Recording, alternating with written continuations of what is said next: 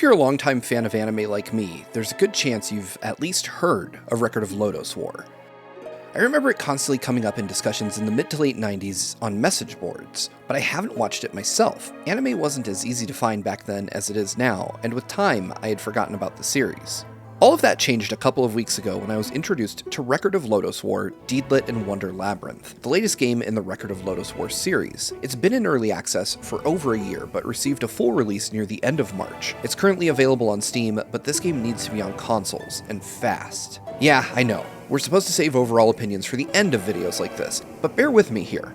Record of Lodoss War, Deedlit, and Wonder Labyrinth is the best game you probably haven't played yet. If you like Castlevania Symphony of the Night, then you're going to find lots to love here.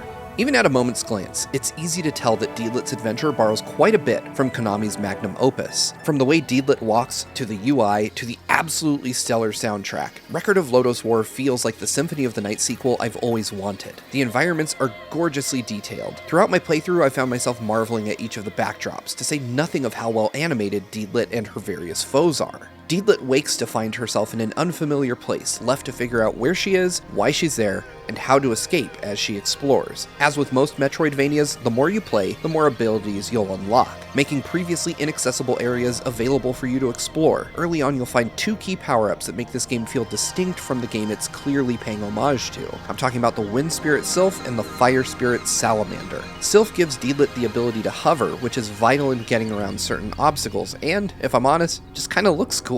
Salamander doesn't grant any special traversal mechanics until much later in the game, but both spirits grant the ability to absorb the magic of their specific element, which will refill your MP. As you defeat monsters without taking damage, each spirit will also level up, imbuing your attacks with that spirit's element, and at max level, refilling Deedlit's health. Each time you take a hit, your equipped spirit will lose a level, making switching between them vital. Each of the Labyrinth's bosses also incorporate a bullet hell type element, requiring quick switching between spirits to avoid damage and refill your MP. Incorporating bullet hell mechanics in a Metroidvania may seem strange at first, and on paper, it definitely seems weird, but it works incredibly well here. Rather than finding HP and MP drops as you defeat enemies, you'll instead need to play strategically, managing your gauges to keep Deedlit's life bar full. Some enemies are completely resistant to one of Deedlit's two elements, meaning you'll need to switch to deal any damage regardless of your level or equipped weapon.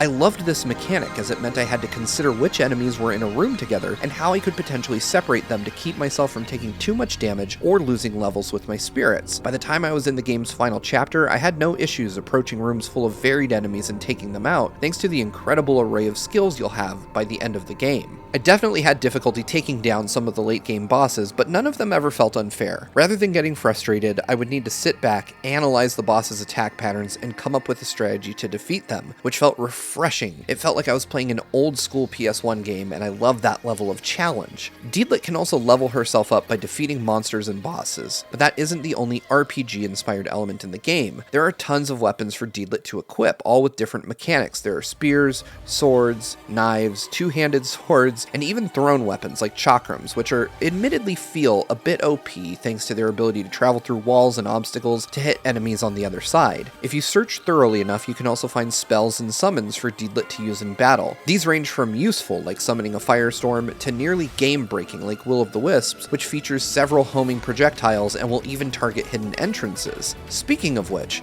the overall design of the labyrinth is excellent, which is surprising given Team Ladybug and Why So Serious don't appear on the surface to have much experience with these types of games. Save points are scattered throughout the labyrinth at sensible points. Fast travel points are also placed in key areas throughout Deedlit's adventure, making backtracking far less painful than I initially expected given the size of the map. Puzzles are also well designed, most often involving the use of Deedlit's bow and arrow. There are metal surfaces at key points in the labyrinth requiring you to ricochet arrows off of them to hit a target, allowing you to advance further.